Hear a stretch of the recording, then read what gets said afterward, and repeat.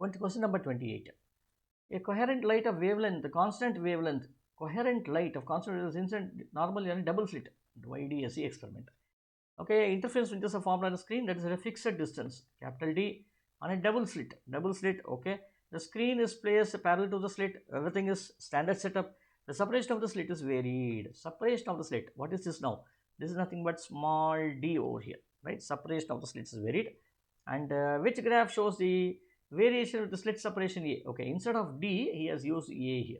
Okay, with this spacing X, what is X? X is nothing but beta. What is beta? Beta is not beta particle, it is nothing but the fringe width of the interference fringes. So we know beta is equal to lambda into capital D divided by small d. I will replace it by Ex is equal to lambda into capital D divided by small a over here. So he is asking which of these graphs will represent X versus A. So as you see, lambda and d are constant. X is proportional to 1 by A. They are inversely proportional to each other. If it is inversely proportional, this graph will definitely hold good. This will not hold good. Why? The reason is because, see, when I have an equation like this, when I have a line like this, there is a negative slope over here, and this equation represents something like x equal to minus ma plus c. Okay, where m is the slope.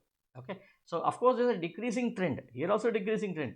Trend can be negative, but this will not imply the inverse relationship. If you want more details about what do you understand by which relationship and so on, what you can do is you can go to my website. So I have put across something called as a data analysis for the IB students. Okay, so that will be very useful for you to understand how to do error correction, what is data analysis, how to analyze the data. All this you will be able to look into it.